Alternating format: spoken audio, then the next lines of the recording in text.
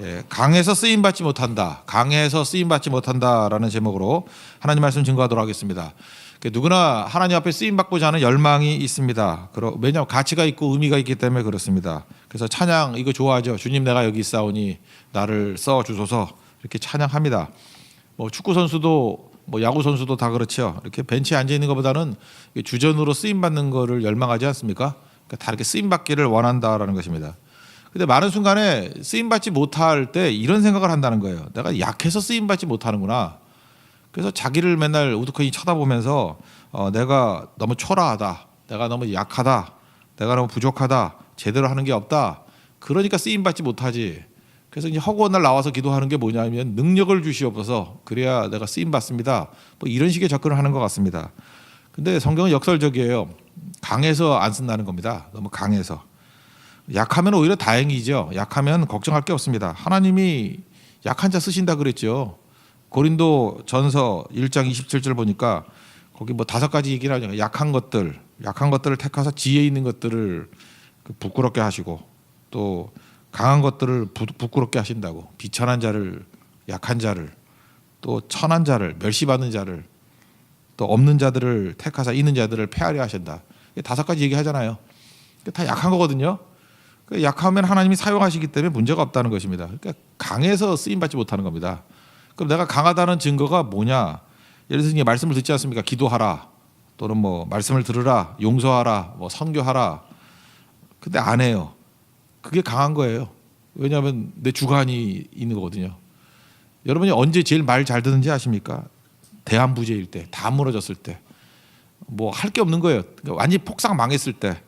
그때는 귀가 활짝 열린다고요. 주님 말씀만 하시면 뭐든지 다 하겠습니다. 왜냐하면 잃을 게 없거든요. 이미 다 잃어버렸으니까. 그 약할 때 그때 쓰시는 거예요.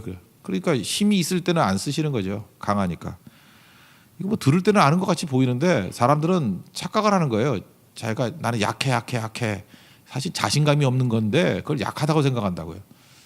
그래서 쓰임 받지 못하는 건데 사실은 강한 거거든요. 그 약한 사람의 특징은 순종을 잘한다는 것입니다.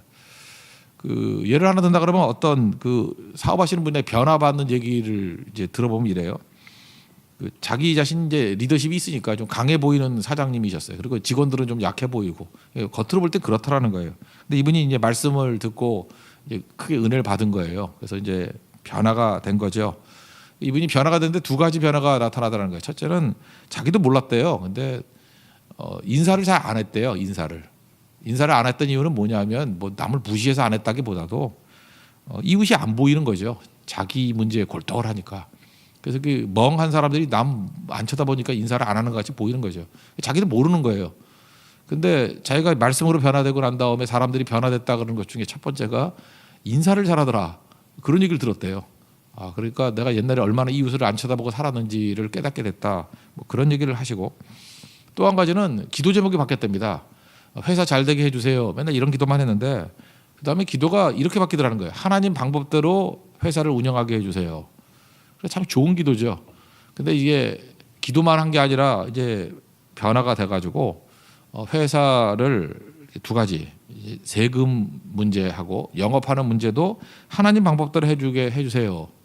그러니까 이거 뭐 혁명적인 거죠. 세금이 얼마나 많습니까? 근데 그거 법대로 하겠다. 정직하게 하겠다. 영업도 정직하게 하겠다. 뭔 소리인지 모르겠어요. 영업도 뭐 속이는 게 있는가 보죠. 정직하게 하겠다. 말씀대로 하겠다. 이렇게 결심을 했다라는 거예요. 그러면 직원들이 다 좋아할 줄 알았는데 그렇게 조용하게 일하던 직원 가운데 재정 담당자하고 영업 담당자가 책임자가 와서 사표를 내더래요. 그러면서 왜 그러냐 그랬더니 그런 방법으로는 일할 자신이 없다고.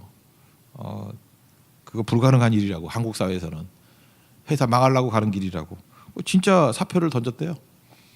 그래서 이분이 깜짝 놀랐답니다. 그 책임자들이 말도 없이 조용하게 자기 일 하는지 알았는데 이렇게 말씀대로 하자 그러니까 엄청난 저항 세력으로 나오더라는 거예요. 사실 뭐 자기 회사도 아닌데 그죠? 자기가 세우고 이끌어왔던 회사고 월급 주고 그냥 끝나는 문제인데 그걸 그렇게 분노하더라는 거예요. 말씀대로 한다 그러니까. 그래서 깨달았답니다. 이 회사를 이제까지 내가 이끌어간다고 생각했는데 아니구나. 숨어있는 더 큰 영적 세력이 있었구나. 이제 그분은 이제 마귀라고 느낀 거예요. 영적 세력이 이 회사를 이상한 데로 이끌어갔던 것이구나. 그 다음 스토리 잘 모르겠어요. 하여튼 그런 두 가지 얘기를 하더라고요. 이거 보통에서 알 수 있는 게 뭐예요? 자기는 약하다고 생각했지만 사실은 엄청나게 강하게 뛴 거죠. 자아를 가지고, 자기 욕심을 가지고, 자기 주관을 가지고. 근데 하나님 말씀대로 순종한다 그럴 때가 이제 약할 때거든요. 근데 그 진짜 자아가 강한 사람들이 숨어 있다가 드러나잖아요. 난 죽었다 깨어나도 그렇게 못 하겠다고. 영적 세력이 지배하고 있는 거죠. 그래서 간단하게 얘기하면 이겁니다. 내가 약할 때거든요. 순종 잘할 때예요. 대한부재일 때. 그래서 이웃이 보이기 시작할 때, 그때 약할 때거든요. 그때 하나님이 사용하기 시작한다는 것입니다. 그 약할 때 사용하는 이유가 뭐냐? 두 가지예요. 약할 때는 모든 것이에요. everything인데 모든 것을 하나님께 의지하고요. 두 번째, 약할 때니까 하나님이 일하시니까 모든 것을 다 영접해요. 이 두 가지예요. 오늘 고린도후서 12장에 나오는 얘기거든요. 모든 것을 다 의지해요, 하나님께.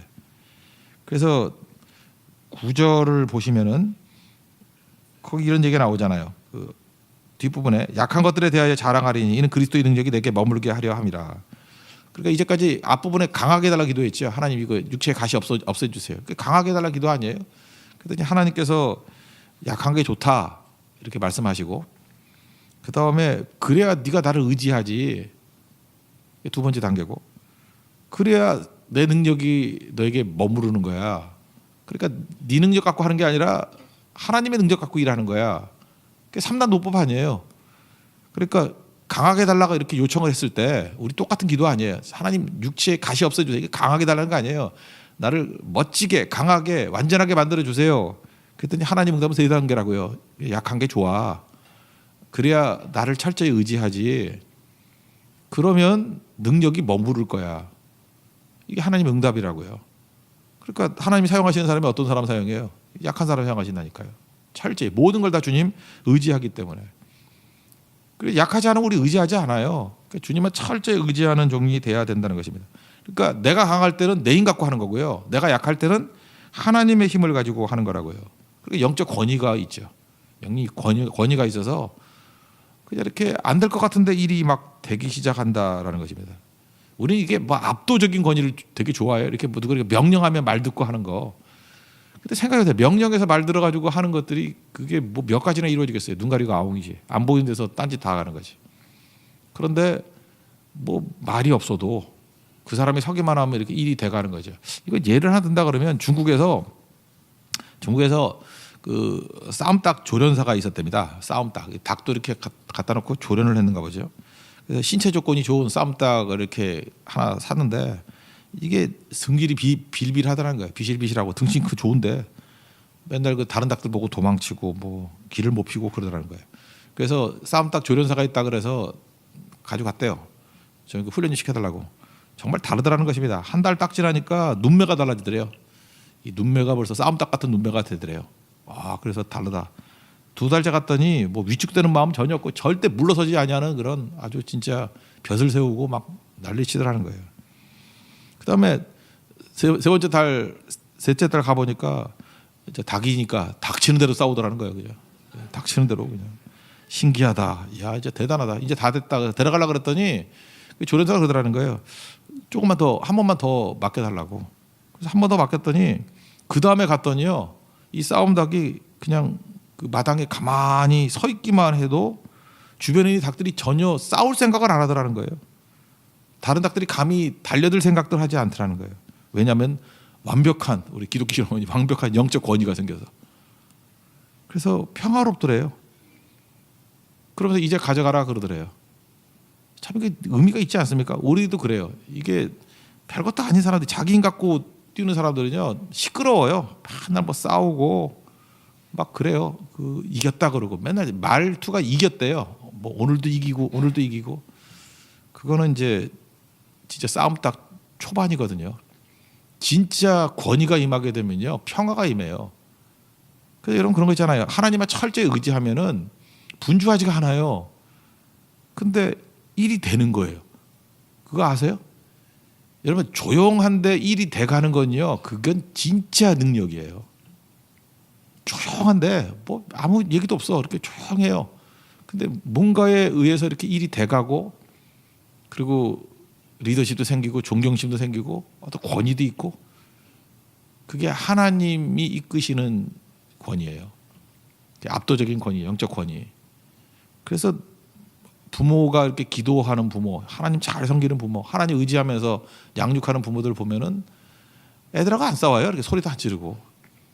참 묘해요. 그 영적 권위 앞에 진짜 마음에서 부모를 존경하거든요.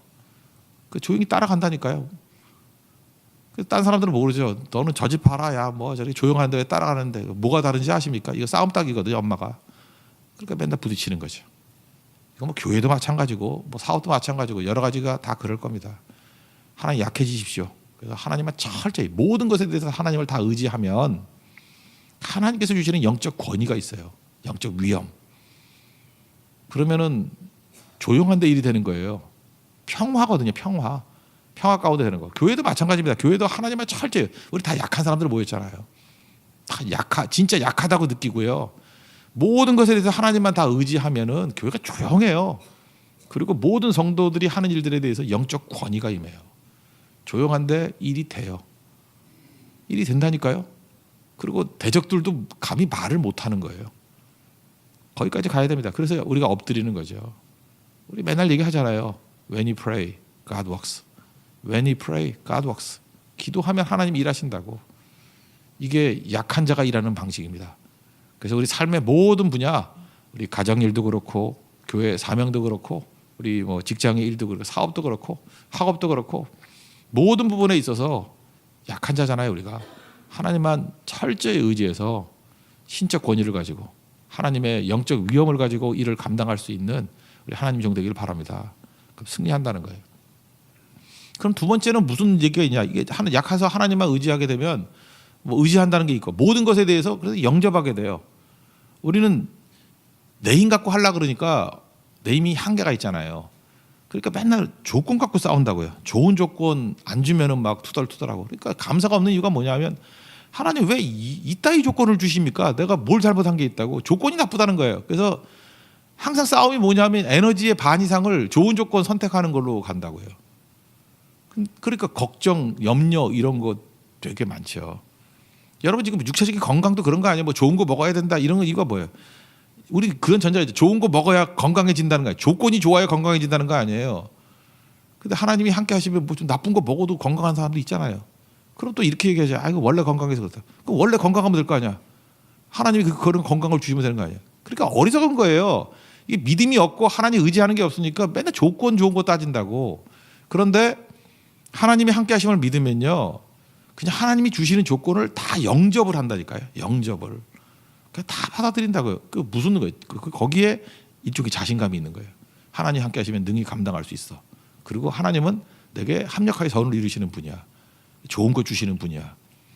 그래서 모든 것을 의지하고요. 모든 것을 영접해요. 오늘 10절이 그런 내용 아닙니까? 10절을 한번 보시면은 그 내용이 그거죠.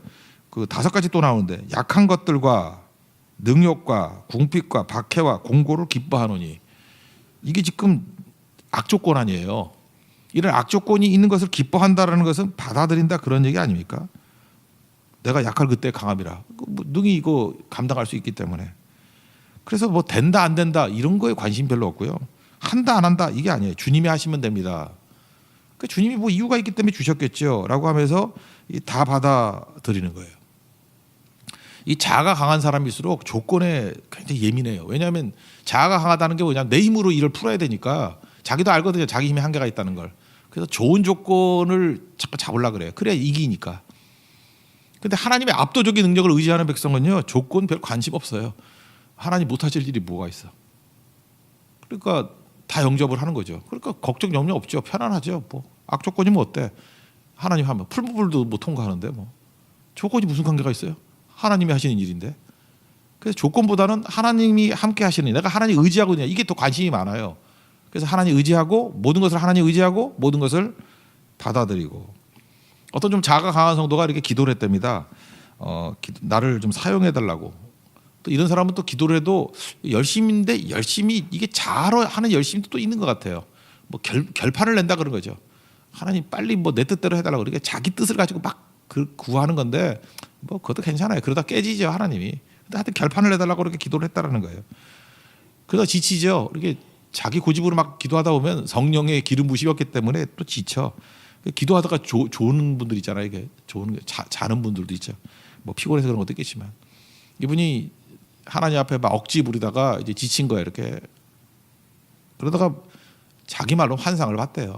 환상인지 그게 환각인지 모르지만 하나님 나를 써주세요. 그래서 나를 이 사람 기도가 뭐냐 큰 그릇으로 써주세요. 큰 그릇으로 위대한 그릇으로. 왜냐하면 사도 바울이 있잖아. 너는 나의 택한 그릇이다. 이방인을 위한 나의 택한 그릇이다. 그래서 그 그릇이라는 나를 되게 좋아해서 하나님 큰 그릇으로 위대한 그릇으로 사용해 주세요. 근데 환상을 봤는데 국자가 나오더라고요. 국자. 그래서 되게 실망했대요. 엄청 실망해가지고 아니 하나님 내가 그 좋은 그릇 되게 해달라고 큰 그릇 되게 해달라고 이 국자가 뭡니까? 그래서 되게 실망했대. 원래 이 자아가 강한 사람은 하나님 의지하니까 또 이런 거부터 실망하잖아. 이 개꿈 꾸고도 실망하잖아. 그래서 목사님께 가가지고 뭐 이런 얘기를 했는가 봐요. 뭐 이 얘기 하소연하면서 내가 하나님 앞에 사용해달라고 좋은 그릇 사용해달라고 기도했더니 글쎄 환상 가운데 국자를 보여주시더라고. 그랬더니 목사님이 그렇게 해석을 해주시더래요. 당신 하나님의 종으로 쓰시겠다는 뜻이라고. 그래서 그 뭔 뜻이냐고. 그러니까 해목을 잘한 거죠. 국자는 주인의 손에 붙들려야만 쓰임 받는 거 아니냐. 그죠? 국자 혼자서 어떻게 쓰느냐. 이렇게 국자는 손잡이가 있지 않냐. 국자가. 그래서 국도 퍼주기도 하고 나눠주기도 하고 이제부터 네 힘으로 살지 말고 하나님의 국자가 되라고. 여기 또 엄청 은혜 받았대요. 또라이죠. 하여튼 이런 거에 은혜 받고 그죠? 엄청 은혜 받았대요. 그래서 그 사람 뭐 이렇게 글 쓸 때 보면 이름이 나오는데 그 국자 인생 누구 이렇게 써 있어요. 이거 들으면 안 되는데 국자 인생 아무개 이렇게 뭐 좋은 거죠. 그래서 이 사람이 이런 이상 괴이한 내가 볼 때 별로 이렇게 성경적이지도 않고 은혜스럽지도 않은 것 때문에 좀 변화가 된 것 같아요. 그다음부터 하나님께 받아들이기 시작하는 거예요. 나 국자라는데 뭐. 그러니까 이게 진짜 또라이니까 하나님이 또 이런 식으로 또 이해를 주는 거죠. 그렇게 얘기해도 말기 못 알아들으니까 너 국자야. 국자라니까. 내가 손잡이로 잡고 내가 풀 때 푸는 거고 나눠줄 때 나눠주고 네가 할 일이 하나도 없어. 너 국자야. 그 이미지를 싹 들어왔는가 봐요. 그죠? 그다음부터 상태 좋아졌대요. 자아가 좀 많이 깨지고 하나님 의지하는 걸로. 하나님께서 또 또라이는 또라이 같이 또 다루시는가 보죠. 이렇게. 그러므로 우리가 중요한 게 뭐냐면 이런 거예요. 잠깐 내가 마음에 드는 환경, 마음에 드는 사람만 만나려고 하는 고집을 좀 내려놓으십시오. 그죠? 제가 예언할게요. 평생 무슨 일을 하든 간에 어딜 가나 마음에 안 드는 사람은 있어요. 이번에 징계 편했죠. 마음에 안 드는 진장을 만날 수도 있어요. 그 진장 너무 좁은가? 마음에 안 드는 리더를 만날 수도 있고요. 마음에 안 드는 것, 그게 인생이 그래요. 가보면은 이상해. 옆에 집은 좋아 보이는데 우리 집은 이상한 애만 다 모인 것 같고, 옆집은 뭐 좋은 것 같은데 여기는 또 뭐 문제 있는 사람들이 있는 것 같고. 그러면은 인생이 그때부터 피곤해지는 거라니까요. 그냥 어떤 사람이 어떻게 다 받아들이니까 다 받아들이고. 여러분 인생의 연단 가운데 가장 큰 연단은 사람과 관련된 연단이에요. 두 가지 의미가 있다고 생각하면 되죠. 하나님이 나를 얼마나 믿으시면 그죠? 이런 사람들과 한 팀을 만들어서 이 사람들을 변화시키기에 사용하시나. 제가 옛날에 그 선교사 지망했던 부부 얘기했죠. 충성스러운 분인데 선교사 지망생이에요. 너무 헌신적이고. 근데 아이를 낳는데 첫째, 둘째, 셋째가 다 장애 아이를 낳았어요. 그래서 그 여자분이 애만 키우자. 하나에다가 3년 정도씩 걸려가. 10년 정도 지났는데 거울을 보고 팍팍 늙어 있더래요. 그래서 너무 힘들어서 내가 주님 앞에 충성 다하고 헌신했는데 10년 세월이 이렇게 갔군요. 아이들 돌보다가. 애들 뭐 엄마가 돌보지 않고 아버지가 돌보지 않고 아무 일도 못하는 애들이니까. 그때 얘 너무 억울해서 이렇게 억울함도 있고 서러움도 있어 기도했을 때 하나님께서 뭐 음성 들려줬다 그러잖아요. 고맙다고.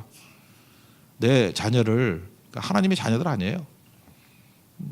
돌아보면서 이렇게 어려운 아이들을 누가 돌봐줄까? 아무리 찾아봐도 믿음직한 사람이 없었는데 니네 부부가 제일 믿음직하더라고. 그래서 내가 너희들에게 맡긴 거라고.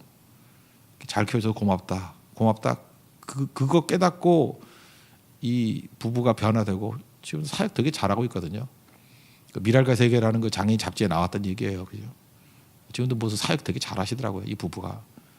하나님께 그렇게 사용하시는 거잖아요. 그리고 또 하나 중요한 게 뭐냐면 그 과정을 통해서 이 부부가 얼마나 변화가 된지 아십니까? 하나님께서 우리를 변화시키는 방법이 뭐냐 하면요, 이런 거예요. 가장 큰 연단이 뭐라 그랬어요? 사람과 연관된 연단이라니까요. 그거 다루면서 이분 제가 볼 때 평균 이상의 선교사, 뭐 제가 볼 때 뭐 존경받을 만한 선교사로 변화가 되신 것 같아요. 그러니까 보세요. 그 상대를 위해서도 유익을 끼치고 나도 변화가 되고. 우리도 마찬가지겠죠. 어느 곳을 가든지 항상 내가 원하는 사람 못 만나요. 문제 있는 상황에 만나거든요. 그럼 이렇게 생각하라고요. 하나님 나를 얼마나 믿으시면 이런 데에서 이걸 변화시키려고 나를 사용하시나 자부심을 갖고요. 또 하나 그 사람들과 함께 이렇게 영적인 싸움을 벌이는 과정 속에서 하나님이 나를 변화시키는, 나를 연단시키는 거예요. 그래서 저는 우리 교인들, 그래서 이런 생각을 하니까 우리 교인들에 대해서 요즘에 불만이 없잖아요. 뭐 누가 오든 간에 다 기뻐하고. 뭐 어떤 우리 부교육자는 그러더라고요. 요즘에 좀 이상한 사람이 좀 있었거든요. 그래서 목사님 피곤하시겠어요? 그래서 하나도 안 피곤하다야. 뭐 이렇게 스토커 같은 애들이 좀 있어요. 그죠? 그래서 뭐가 피곤하냐? 그죠? 저걸 통해서 내가 또 변화가 될 수도 있고 또 그 사람도 변화될 줄 아느냐고 그러는 거죠. 다 그게 하나도 없으면, 그런 문제가 하나도 없으면 곧 여러분 제 장례식이 올 거예요. 죽는 거지 그거 뭐. 그죠? 살아있다는 게 다 고난이 있고 문제가 있고 풀어갈, 그게 사명 아니에요? 여기 성도들이 다 상태가 다 좋다 그러면 뭐 할 게 뭐가 있어. 그죠? 천국 가야지. 상태가 이렇게들 안 좋으니까 얼마나 신나게 사역을 해요. 그죠? 여러분들이 좋다고요. 그죠? 같이 일하자고. 상태 안 좋은 사람 되게 많잖아요. 그죠? 그거 일해 주는 거고. 그다음에 우리 사명지가 있잖아요. 현장에 나아가는 거죠. 오에 겐자부로라고 일본에서 두 번째로 노벨 문학상 받은 분이 있죠. 그 오에 겐자부로 이분이 우리 부모님보다 2살 위에요.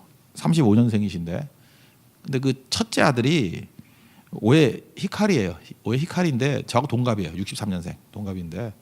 그래서 제가 그 부모님도 거의 동년배고 그 장남도 저하고 같고 그래서 같은 시대를 살아왔던 것 같아요. 오에 겐자부로. 근데 오에 겐자부로의 그 아들이 저하고 동갑인데 그 지적 장애아예요. 63년생인데 벌써 저랑 같은 동갑이 됐네요. 근데 94년에 노벨상을 받으면서 오에 겐자부로가 그런 얘기를 했어요.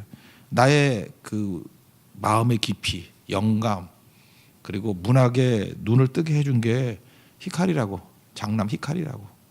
히카리 처음에는 뭐 감당이 안 되더래요. 너무너무 힘들고.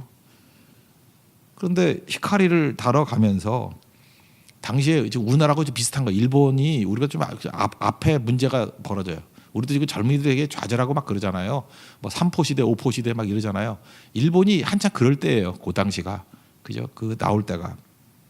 그래서 그때 허공의 괴물 아구이, 뭐 핀치러너 조서 뭐 이런 책들을 보면요. 그 일본 젊은이들의 좌절과 갈 곳 없는 울분, 방황, 절망감 이런 게 뭐 엄청난 폭발력을 가지고 있던 때거든요. 근데 오에 겐자부로의 이 문학과 이 솔루션을 가지고 이게 해소가 돼요. 그래서 오에 겐자부로가 이런 얘기를 해요. 아들 오에 히카리가 내 문학의 세계에선 축복이었대요. 이 아들의 문제 때문에 내가 얼마나 겸손해지고 내가 얼마나 깊어지고 내가 얼마나 연단을 받은지 모른다고. 그래서 나에게 분명히 큰 축복이래요. 근데 이 히카리 때문에 나온 이 문학 때문에 이 책들 때문에 이것이 일본의 축복이 되었대요. 일본 젊은이의 축복이 되었대요. 그래서 그 댓글들 같은 데 보면 그런 얘기가 나와요. 히카리의 장애가 한 가정의 축복으로 그치지 않고 일본 전체를 구원하는 축복이 됐다고. 하나님께서 어떻게 일하시는지 아시겠죠? 이렇게 일하시는 거예요. 그래서 우리 믿는 사람들은 이런 거예요. 내 삶에 올 때 뭐 환경, 조건, 뭐 어떤 것든 다 영접하는 거예요. 다 영접. 뭐 내가 푸는 건가? 그죠? 하나님께서 필요하니까 보내주신 거고 나를 믿으니까 변화시키라고 보내준 거고 또 동시에 그거를 다루는 과정 속에서 내가 얼마나 연단받는데 내가 얼마나 깊어지는데요. 그러니까 함정까지 선을 이루는 거죠. 그러니까 내가 약할 그때 강하고 기뻐하고 이제 이해가 되시죠 내용이. 바울이 그거 깨달은 거예요. 그래서 바울이 내린 결론은 뭐냐? 내가 약해서 쓰임받지 못하는 줄 알았든지 아니라고. 내가 강했기 때문에 쓰임받지 못한다고. 약함을 자랑한다고. 약해야 모든 걸 하나님 다 의지하고 약해야 모든 것을 다 영접할 수 있다고. 모든 상황을. 감사하고 감수할 수 있고 달게 받아들인다고. 그게 약함입니다. 약한 자들은 순종합니다. 오늘도 하나님 일하심을 바라보고 철저히 순종하는 우리 믿음의 신실한 종들을 축원합니다. 자리에서 일어나겠습니다. 320장 찬송하겠습니다.